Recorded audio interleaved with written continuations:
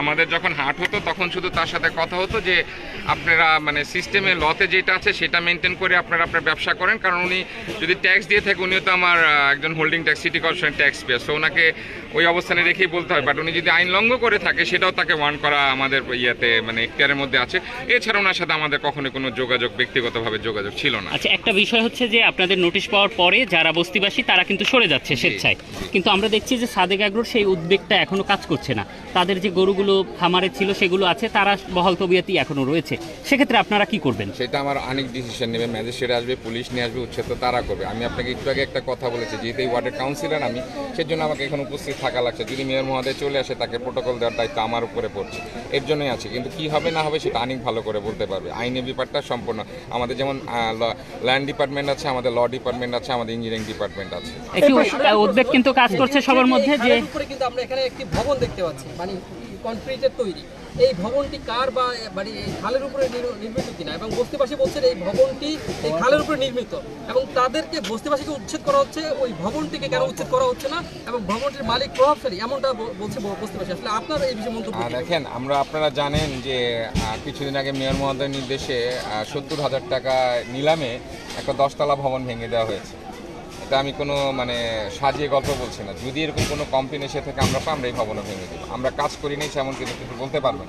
উদাহরণস্বরূপ আমার ওয়ার্ডের ভিতরে আছে, যদি কেউ এরকম কমপ্লেন করে থাকে, আমাদের তো একটি নেই ঘরে ঘরে ঢুকে জায়গার জমি দেখা এবং ম্যাপ করার মতো। আমরা যখন এই খালটা উদ্ধারে নেমেছি, তো ওই খাল ওইটাও ঠিক সেম। আমরা যখন খালে উদ্ধারে নেমেছি আমাদের সিএস দাগে দেখা গেছে যেটা ওয়াসার জায়গা বা সিটি কর্পোরেশন জায়গা পাচ্ছে, তখনই আমরা ভেঙে দিয়েছি।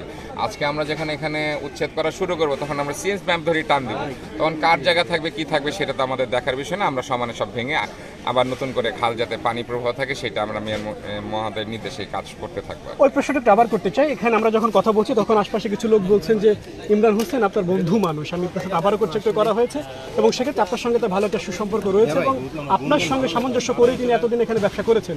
এই কথার এই তথ্যের অভিযোগে বা এর আপনার জবাবটাকে আপনার প্রতিক্রিয়া জানতে চাই। একটু আগেই বলেছি, আমি 6 বছর আগে গরুর ফার্ম ছিল আমার, এই এলাকার সবচেয়ে বড় গরুর ফার্ম ছিল। তো গাড়ির শোরুমওয়ালার সাথে ব্যবসা করবে না, বন্ধুত্ব থাকবে না, সেটা তো হতে পারে না।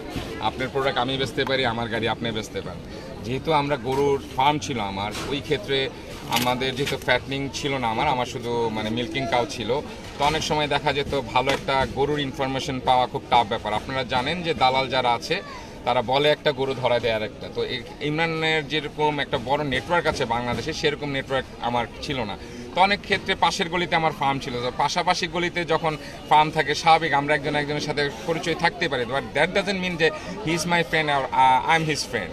কারণ এখানে যদি কারো প্রভাব খাটিয়ে থাকতে হয়, যে কাউন্সিলরের আজকে একজনই প্রশ্ন করলো 18 বছর ধরে আছে, আমি তো কাউন্সিলর হচ্ছে 4.5 বছর, তাহলে আগের জন্য কি করেছে? আপনাদের প্রশ্নের উত্তরই আমি দিচ্ছি। 18 বছর ধরে আছে, আমি তো চেয়ারে বসেছি 4.5 বছর। তাহলে কি বলতে চান যে ইমরান সাহেব সবারই বন্ধু ছিল? সিম্পল একটা অ্যান্সার। আপনারাই সাংবাদিক সাহেবরা আছেন, আপনারা জিনিসটা আরও ভালো ইনভেস্টিগেশন করলে জানতে পারবেন। এবং আমার ওয়ার্ডে সবচেয়ে বেশি মেয়র মহোদয় সবচেয়ে বেশি উচ্ছেদ এই ওয়ার্ডেই করছে। সো এখানে ইমরান সাহেব থাকুক আর যেই সাহেবই থাকুক, ছাড় তো কাউকে দেওয়া হবে না মেয়র মহোদয়ের নির্দেশ অনুযায়ী। বিল্ডিং যেহেতু ভাঙতে পারি, কয়েক কোটি টাকার বিল্ডিং 70,000 টাকা নিলামে দিতে পারি, সো মেয়র মহোদয়কে তো কনভিন্স করা যাবে না, এই বিষয়টা আপনারা নিশ্চয়ই সবাই জানেন। যেহেতু আমাদের মেয়র এত স্ট্রিক্ট একজন লোক, সো এখানে কারো বন্ধু হোক কারো ভাই হোক, এখানে কোনো তোয়াক্কা করার বিষয় আসছে না।